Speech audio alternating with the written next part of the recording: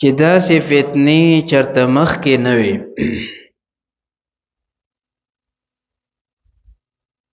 د وجنا رسول الله صلی الله علیه وسلم په خپل دور کې په خپل زمانه کې دا خبر ورکړی و چې ډېرې فتنې به راځي. اسامه بن زید رضی الله تعالی عنهما فرمایلی دي وی رسول الله صلی الله علیه وسلم د مدینه د یو چت ځای نه راښکاره شو د هغې د کلاګانو نه. نو رسول الله صلی الله علیه وسلم فرمیل هل ترون ما ارى،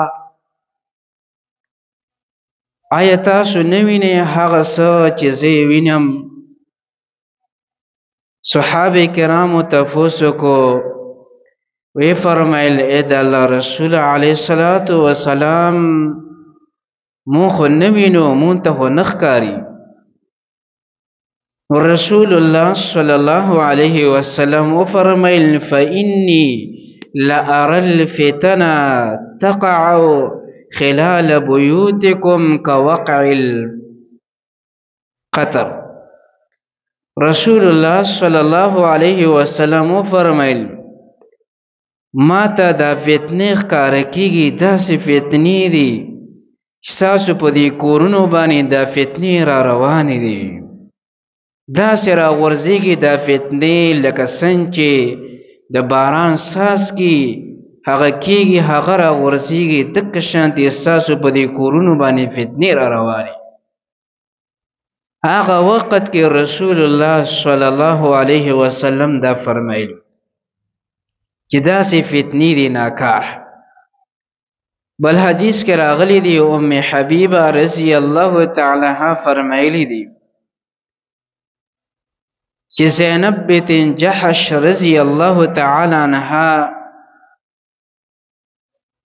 دا واقعه بیانې. فرمایي رسول الله صلی الله علیه وسلم یو ځل د خوب نه راپاڅي،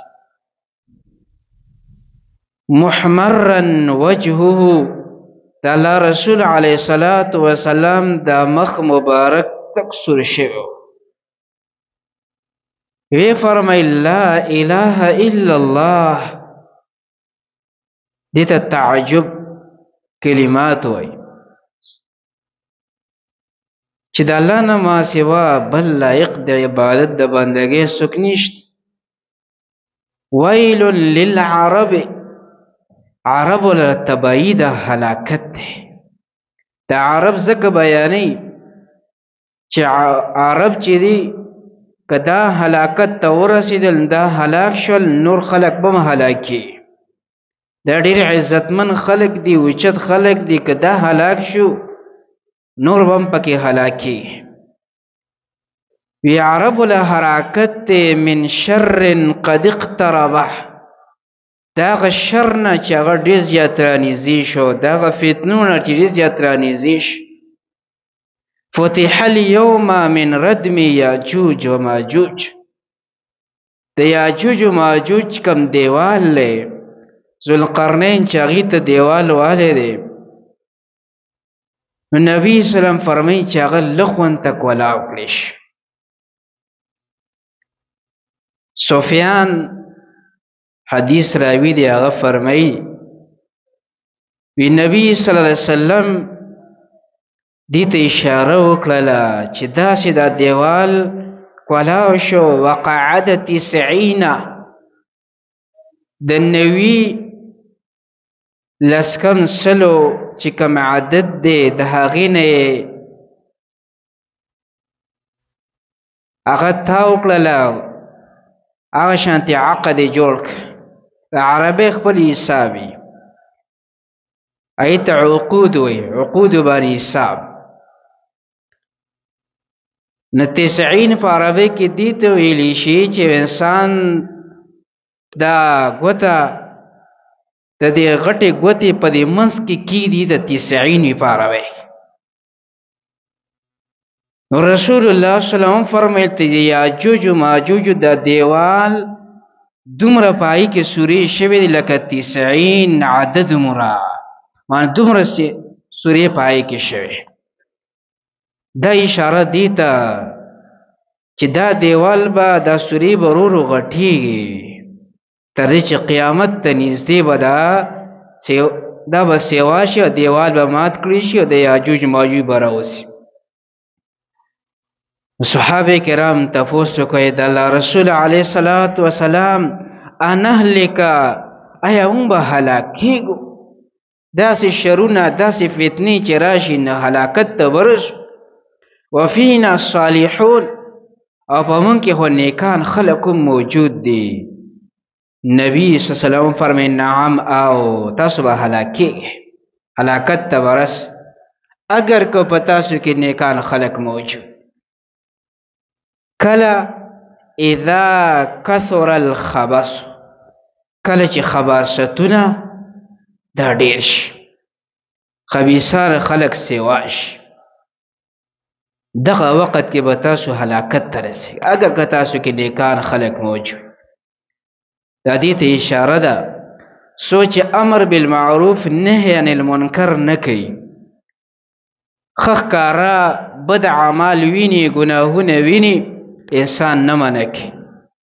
خلکو ته د نیکۍ دعوت نه ورکوي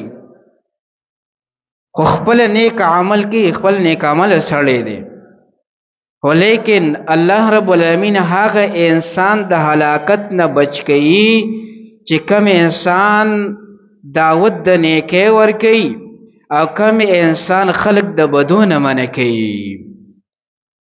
او که چېرې څه ښه ګناهونه کیږي او ته د هغې نه منع کول نه کوې خپل عبادتونه کوې نو د الله قانون دا دی چې عذاب چې راځي هغه په ایړه راځي عام راځي هغې کې نیکان بدن ټول هغه هلاکېږي بیا به انسان د خپل عمل مطابق د قیامت پر ورځ باندې پاسېږي چې انسان څنګه عملي که ته هغه فتنو کې اخته وي هغې کې به راپاسېږي که فتنو کې نه وي نیک عمل سړی هغې کې به راپاسي نو مطلب زما دا و چې ډېرې زیاتې فتنې دي نن زمانه کې ډېر زیات ډېرې فتنې راښکاره شي کم قسم فتنې دي مونږ او تاسو شریعت قرآن او حدیث الله او رسول ډېر مهربانه دی مونږ او تاسو ته فتنې بیان کړي چې دا فتنه ده دا فتنه ده بیا د هغې علاج راته ښودلی دی چې دا په څه باندې ختمیږي کوم علاج باندې به کېږي انسان له پکار چې ځان د هغې نه خبر کړي یو فتنه په هغې کې مال دی دویم فتنه په هغې کې اولاد دی کله مال دی حد ته ورسېږي چې تا د دین نه واړي د عبادت نه والي حلال حرام نه پیژنې هغه را جمع کوي او دکه شان اولاد چې ستا د دین عبادتونه منع کوي په هغې کې صرف مشغولې د اولاد دپاره کوششونه کوي دا ستا دپاره د فتنه ده او هلاکت ذریعه ده قرآن کریم کې الله رب العالمین دا فتنه بیان کړی ده الله رب العالمین فرمای انما اموالکم و اولادکم فتنه یقینا ستاسو د مالونه ستاسو د اولاد ستاسو دپاره ګورې فتنه ده فتنه الله غي کله چې انسان د دین نه منع کوي د عبادتونو نه اړوي کله چې انسان حلال مال را جمع کوي او ورسره عبادتونه کوي دا د انسان لپاره فتنه ده دا خو صحابه کرام کړي دي انبیا علیهم السلام هغې خپل ځان دپاره حلال روزي کوشش کړی دی هغې ګټلی دي خو لیکن چې حلال را جمع کوي یا صرف دنیا پسې ولګېږي مال پسې ولګېږي مونځ د نه پاسې عبادت د نه پاتې د قرآن کریم تلاوت د نه پاتې ذکر اذکار د نه پاتې رب العالمین راضي کول د نه پاتې صرف د هغې پسې ولګي یا صرف د اولاد کوششونه کوي چې زما د اولاد ډېر زیات شي بچي مې ډېر زیات شي نور د هغې دپاره کوشش نه کوي چې دی به صحیح لار ورته وښیم عقیده ورته صحیح کړم د توحید عقیده ورته وښیم د سنتو د هغې باندې روان کوه دا ورته نه ښایي دا ستا دپاره یو فتنه ده هلاکت ذریعه ده او حدیث کې رسول الله صلی الله علیه وسلم دا فرمایلی صحابه کرام یو ځل تذکره کوله د خپلې د غریبۍ چې ډېر زیات غریبانان خلک نو رسول الله صلی الله علیه وسلم په دې باندې راووته ویې فرمیل للفقر اخشى علیکم زه د غریبۍ نه په تاسو باندې نه یریږم تاسو به وروسته ډېر زیات غریبانان شئ غربت به ومومئ او څه به درسره ني په دې نه یریږم په بل شي باندې یریږم ولكن اخشى ان تبسط علیکم الدنیا زه په دې باندې یریږم چې تاسو به دنیا فراخه شي ډېره زیاته فتنافسوها کما تنافسوها تاسو به دکې دنیا پسې ولګېږئ رغبت مینه محبت هم دنیا سره ولګېږي لکه څنګه چې پخوانو امتونه په هغې کې یو سبب د هلاکت دا و چې هغې دنیا پسې لګېدلي وو هغې پسې مینه محبت یې کړی و رغبت یې دنیا پسې کړی و نو فتهلککم کما اهلکتهم د الله رسول فرمایي چې تاسو به هم هلاک شئ لکه څنګه چې هغه خلک هلاک شوي وو نو دې د وجې نه مال دا یو فتنه ده اولاد یو فتنه ده بله فتنه په هغې کې زنانه دي چې انسان خواهشاتو پسې ولګېږي او په دغې فتنې پسې اخته شي قرآن کریم کې الله رب العالمین فرمایلی دي زین للناس حب الشهوات من النساء خلکو ته مینه د خواهشاتو ښایسته شوې ده چې هغه زنانه دي د زنانو مینه محبت هغې پسې لګېدلی دی ځان دپاره زنانه ګوري دا نه وي چې دا به زما دپاره جایز وي که ناروا به وي هغې پسې لګېدي زنانو پسې دا ستا دپاره فتنه ده او حدیث کې رسول الله صلی الله علیه وسلم دا فرمایلی ما ترکت بعدی فتنة اضر علی الرجال من النساء زه په تاسو کې ډېره ضرري خطرناکه د سړو دپاره چې کوم فتنه ده هغه د زنانو فتنه ده د زنانو فتنه د سړي دپاره خطرناکه چې انسان صرف دکې پسې لګېدلی وي زنانو پردو زنانو پسې لګېدلی وي بازارونو کې هغې پسې ګرځي یا موبایلو باندې غلط د هغې سره تعلقات هغه ساتي په هغې باندې دا ستا دپاره فتنه ده ګورې بل په هغې کې فتنه دنیا ده دنیا پسې انسان لګېدلی دنیا ژوند او د دنیا څیزونه انسان دوکه کې اچولی قرآن کریم کې الله فرمایلی فلا تغرنکم الحیات الدنیا دا جن دنیا ګورې تاسو دوکه نه کړي ولا یغرنکم بالله الغرور او په الله رب العالمین دې دوکه درکوونکي څیز دوکه در نه کړي چې هغې ته ابلیس شیطان وایي هسې نه د شیطان ابلیس په وسوسو باندې دوکه شي او د دنیا په ژوند باندې دوکه شي دا به همیشه وي همیشه به زه په دنیا کې اوسېږم مرګ به نه راځي دنیا نه به نه رخصتېږم دا سوچ دی دا فکر دی نه دنیا کو ستا دپاره یو فتنه ذریعه ګرځي چې صرف سوچ فکر په دې کې کوي دا خو لغونده کې سکه د الله وایي په دې دوکه نشي دنیا باندې دوکه نشي بل په هغې کې څه دي فتنه چې هغې ته جماعتونه ډلهبازي تنظیمونه او ځان دپاره یو مسلک یو لاره رانیول د قرآن و سنت نه خلاف او دغه شانتې ته په هغې کې لګیایي دا هم یو فتنه ده چې انسان په ګډو وډو لارو باندې روان شي نور فرقو پسې روان شي ځان دپاره غلط خلک وموي هغې پسې رواني سوچ نه کوي چې ما کم وخت راکاږي الله فرمایي ولا تکونو کالذین تفرقوا واختلفوا تاسو د هغه خلکو په شان ته مه کېږئ چې هغې ځانه ډلې جوړې کړي دي اختلافات یې پیدا کړي دي د هغه خلکو په شان ته مه کېږئ تاسو صحیح لار راونیسئ کومه لار د سنت ده کومه لار د قرآن ده کومه لار د صحابه کرام ده هغه لار به ستاسو روان شي چې هغه د کامیابۍ ذریعه د سلفو لار پسې روان شي ډلبازي دغه شان د ځان دپاره یو مسلک جوړول د قرآن او سنت نه خلاف دا ستا دپاره یو فتنه ذریعه ده. ګورې فتنه ده. بل په هغې کې فتنه سه العلماء السوء، ناکاره مولان، هغه مولان چې هغې په خپلو خرافاتو باندې خلکو عقیدې خرابوي، عقیدې وله ګډوډې کوي، په شرکیاتو خرافاتو باندې انسان په هغې باندې دوکه کې اچوي، د شان بدعات رسومات هغې ته خلک رابلي. علماء سو، ناکاره علما. حدیث کې رسول الله صلی الله علیه وسلم د داسې علماو نه یرولي، داسې نه ځان وساته. سیکون فی آخر الزمان، د الله رسول فرمایي په آخر زمانه کې به داسې خلک را پیدا شي دجالونه کذابونه، ډېر زیات دوکه کوونکي به وي، دروغ به ډېر زیات وایي. یأتونکم من الاحادیث، داسې خبرې داسې حدیثونه به ته راوړي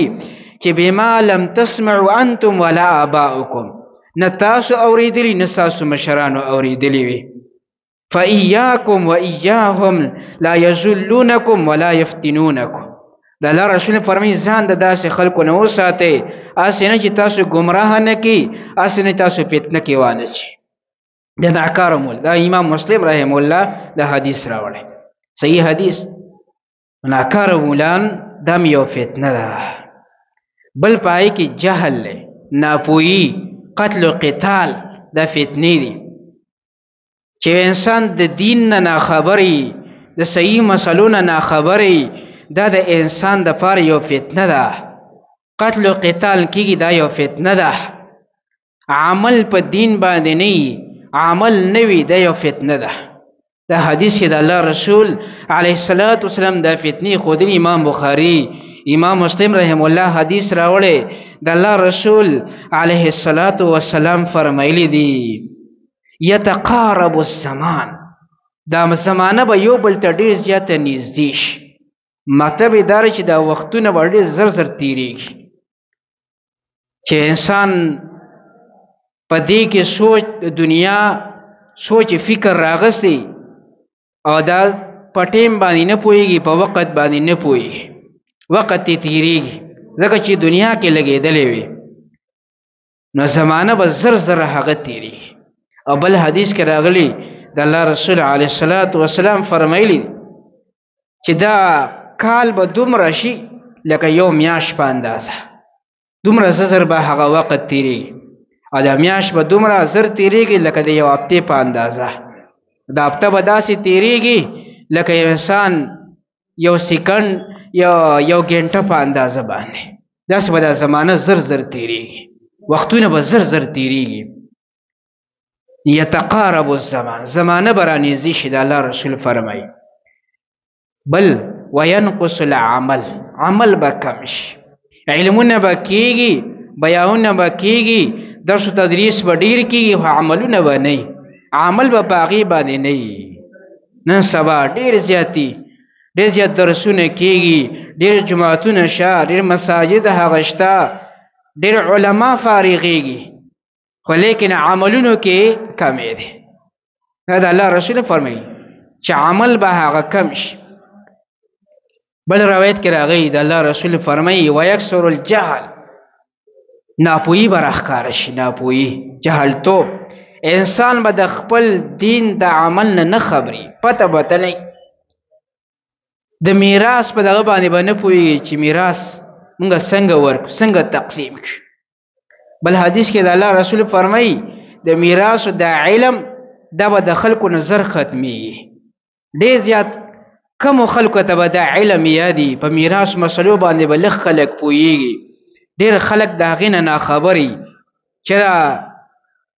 چې خور څومره حصه ده، د لور څومره حصه ده، د مور څومره حصه ده، د پلار څومره حصه ده، د اولاد څومره حصه ده. هغه به د انسان علم به ختم شي، جهلتوب به راشي. ویقل العلم، علم به کم شي. ویلقى الشح، د خلکو په زړونو کې به یو بل سره شح پیدا، شح یو حسدي یو شح. دا شح چې دا ډېر خطرناکه بیماری ده، د حسد نه یو حسد دی چې یو انسان بل سره حسد کوي پلانکی سره مال لې پلانکی سره عزت میلاو شوی دی دک عزت د مال راکړي شي او د دنه لر کړي شي دې ته حسد وایي. الشح ډیر خطرناک د الله رسول فرمایي دا شح او د ایمان په یو زړه کې نه راجمع کیږي چې کم زړه کې شح وي په هغه زړه کې به ایمان نه وي او کم زړه کې چې ایمان یې په هغې کې به شح نه وي. شح دې ته وایي د خپل مسلمان ورور دپاره خیر والا نه جوړېدل د هغه دپاره ضرري جوړېدل په زړه کې د هغه دپاره خیر نه راوستل کوشش دا کوي چې د مسلمان زما د ورور مسلمان په څه باندې د عزت ورته میلاوه شوي دا دنه ختم شي د خبی او د هغه دپاره خیر سوچ نه کوي فکر نه کوي چې مسلمان ته په څه باندې به ترقي میلاوه شي مسلمان به په څه باندې مخکې شي دې ته شح. نو آخره زمانه کې به دام یو فتنه د خلکو په زړونو کې به دکه پیدا شي یو به سره مینه محبت بنئ یو به سره بغضونه حسدونه دشمنۍ دا به پیدا شي د یو زمانه. وتظهر الفتن د الله رسول فرمي فتنې به راښکاره شي ویکثر الحرج او زیات به شي حرجونه د الله رسول نه تپوس هر څه ته وایي. نبی صلی الله علیه وسلم فرمایي القتل قتلونو ته وایي قتل و قتال به ډېر شي مسلمان به په ناحقه باندې وجلي کېږي پته به ورته نه لګي چې دا ما په څه باندې وچ د مسلمان قاتل ته هم پته نه لګېږي او مقتول ته هم پته نشته مقتول ته هم دا پته نشته په څه باندې ووجلم او قاتل ته هم دا پته نشته ما په څه باندې ووج اخوا دې خوا خبرو باندې نه څه خبره باندې قتل و قتال دا فتنې د دې ټولو فتنو ډېر زیاتې فتنې دي چې کم کم انسان وایي د دې ټولو فتنو نه د بچو دپاره ذریعه څه ده چې انسان د دې ټولو فتنو نه بچ شي خلاص شي د هغې نه هغه لنډ اسباب دي اوس چې شریعت موږ و تاسو ته د الله رسول علیه السلام بیان کړي. یو دا ده د الله کتاب راټینګ د الله کتاب باندې ځان پوه کړه په دې باندې عمل وکړه بل سنت د نبی صلی الله علیه وسلم هغه راونیسه طریقه د نبی صلی الله علیه وسلم احادیث صحیحه په هغې باندې عمل هغه وکړه هغې پسې روان شي دا ستا دپاره سبب د نجات د فتنو ده دی. قرآن کریم کې الله فرمایلی دی ان هذا القرآن یهدی للتی هی اقوم دا قرآن کریم انسان ته سیده لار ښیي نیغ لار ښیي د ډلو اختلافاتو نه انسان هغه بچ کېږي دی په وجه باندې یا قرآن کریم باندې عمل وکړي په دې باندې ځان پوه کړي. او حدیث کې د الله رسول فرمایلی دی یا ایها الناس اے خلکو انی ترکت فیکم یقین ما په تاسو کې پریښي دي ما ان اعتصمتم به هغه څه چې تاسو کلکه راونیسو فلن تضلوا ابدا تاسو به هیڅ چېرې ګمراه نه شئ ګمراهتوب ته به ونه رسېږئ کله چې تاسو دا راونیسئ.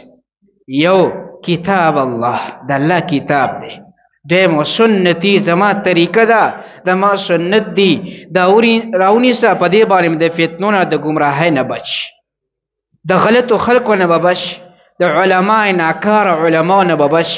د اختلافاتو ډلو د هغې نه به بچ د مسلکونو تنظیماتو نه به بچ شي کله چې د الله کتاب او سنت طریقه د نبی صلی الله علیه وسلم دی راونیسله. دویم کثرت العباده ډېر عبادتونه کوه عبادت بندگی کوه ډېره زیاته د منځونو پابندي کوه نور چې څومره وسته کېږي روژې نفلې ډېرې نیسه صدقې ورکوه د شپې تهجد کوه د قرآن کریم تلاوت کوه څومره عبادتونه درنه کېږي کوشش کوه عبادت ډېر کوه د فتنو به دې الله بچ کوي. دا حدیث کې د الله رسول علیه السلام د علاج ښودلی چې انسان کو ځان د فتنو نه بچ کول غواړي عبادتونه ډېر کړي ابو هريره رضی الله تعالی عنہ فرمایلی دي رسول الله صلی الله علیه وسلم فرمایلی بادروا بالاعمال فتنا الله رسول فرمی تاسو ګړندېوالیو کې منډه ووخې نیک عمل ته معنی عبادتونه ډېر کوه عملونه ډېر کوه د وجې د هغه فتنو نه کقطع اللیل المظلم په شان ته د هغه تورې شپې د ټوکړې په شان دا شپه چې راځي که نه اولنۍ ټوکړه لږ غونده کې تیارې بیا د هغې نه ډېره شي بیا د هغې نه ډېره شي بیا د هغې نه ډېره شي چې څنګه ټوکړه د شپې تیریږي نه هغې پسې تیاره سیوا کېږي دکه شانې په تاسو باندې فتنې دي ګورې پرله پسې داسې فتنې په تاسو را روانې دي ګورې په دې فتنو نه بچ کېږي په نیک عمل باندې بچ کېږي په عبادتونو باندې به بچ کېږي داسې فتنې دي یصبح الرجل فیها مؤمنا ویمسی کافره سبا کې به سړی مؤمن وي ماښام کې به کافر وي ویمسی مؤمنا ویصبح کافره ماښام کې به انسان مؤمن وي سار کې به کافر شي معنی سار کې به انسان ځان ته مؤمن وي زه مؤمن یم مسلمان یم ماښام چې کېږي داسې فتنې به پرې راغلي وي چې دا انسان به کفر ته رسوي داسې ناکاره خلکو سره به یې ناسته پاسته کړي ایمان به یې وله خراب کړي د ناکارو مولانو سره به ناسته کړي ایمان به یې خراب کړي ناکاره خلکو سره د فتنو والو سره هغې سره ناسته به دغه شانتې ماښام کې به ځان ته مؤمن وی سار کې به داسې فتنې راغلي چې کافر به ګرځېدلي بل څه کوي یبیع دینه بعرض من الدنیا خپل دین به خرڅوي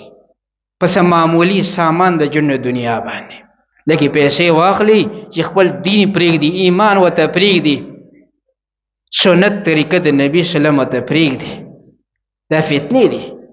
نو د الله رسول علیه الصلاة والسلام فرمایي کم انسان چې عمل کوي عبادتونو پسې ګړندېوالی کوي تیز ورځي هر نیک عمل ته مخکې کېږي دی به الله د دې فتنو نه بچ کوي که ځان د فتنو نه خلاصول غواړئ عبادتونه ډېر کوه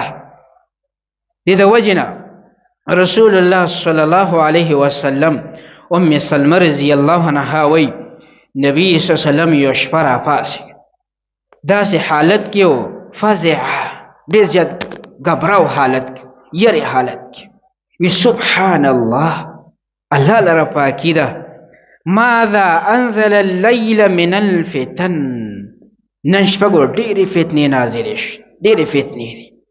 بیا یې وفرمایي من یوقظ صواحب الحجرات تاسو کې څوک شته چې لاړ شي دا کوټګو والا زنانه بیبیانې راپاڅېږي چې الله ته ودرېږي عبادت وکړي تهجد وکړي چې الله یې د دې فتنو نه بچ کړي د فتنو نه چې بچ کړي په عبادت باندې بچ کړي تهجد کوه الله به دې د فتنو نه بچ کړي دغه شان غټه فتنه چې انسان د هغې په وجه باندې جهنم ورته ځي بیا نبي سلم د حدیث کې دا فرمایلی داسې به یي زنانه به یي چې دنیا کې به کپړې اچولي آخرت کې به بربنډي ولې د نعمتونو شکر نشته یا کپړې نه دي هغه شان کپړې نه چې کوم شریعت غوښتلي دي هغه شانې کپړې استعمال کړه آخرت به دا بربنډي که ځان د دغې عذاب نه بچ کول غواړې عبادتونه ډېر کوه عبادت کوه بل که ځان د فتنو نه بچ کول غواړې نبی صلی الله علیه وسلم په حدیث کې 3 سببونه ښودی 3 سببونه دا په ځان کې راوله الله به د فتنو نه بچ کړي عقبه بن عامر رضی الله تعالی عنه فرمایلی ما رسول الله صلی الله علیه وسلم ته وفرمیل اے د الله رسول علیه الصلاة والسلام من نجاه خلاصې به د څه نه وي په څه باندې کېږي چې انسان د ټولو فتنو نه بچ او دغه شان د عذابونو نه بچ دا په څه باندې نجات خلاصې به په څه باندې وي چې انسان نجات ومومي خلاصې ومومي دا په څه باندې نبي سلام ته وفرمیل امسک علیک لسانک خپل ژبه په ځان باندې کنټرول کې وسات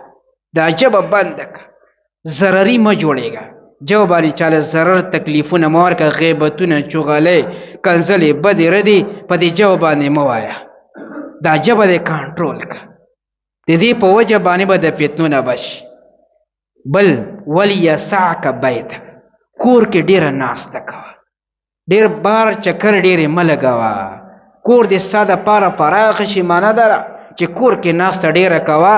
او ډیر زیات بار مه راوځه، ځکه فتنې ډیرې زیاتې دي، په هغه فتنو کې به اخته شي. نو کور کې ډیره ناسته کوه، د خپل ضرورت مطابق، ضرورت دپاره خیر راوتی شي، لیکن نور ناسته پاسه کور کې ډیره کوه. بل وبکي علی خطیئتک، په خپل ګناه باندې جاړه، ګناه دنه شوې ده، خطایي دنه شوې ده، په هغې باندې جړا کوه، نو الله به تا د فتنو نه، د هر قسم عذابونو نه بچ کړي. د دې د وجې نه موږ او تاسو له پکار دي چې د فتنه هغه وپېژنو، د هغې نه ځان وساتو، او دغه شان د عملونه، دغه شان د اسباب چې موږ د نجات لپاره بیان کړل، ډېر زیاتې ډېر اسباب دي د انسان د فتنو د خلاصون لپاره. الله رب العالمین موږ او تاسو د فتنو نه بچ کړي. الله رب العالمین موږ تاسو له دنیا او د آخرت د عذابونو نه، د فتنو نه نجات راکړي، خلاصي د الله رب العالمین موږ تاسو له راکړي.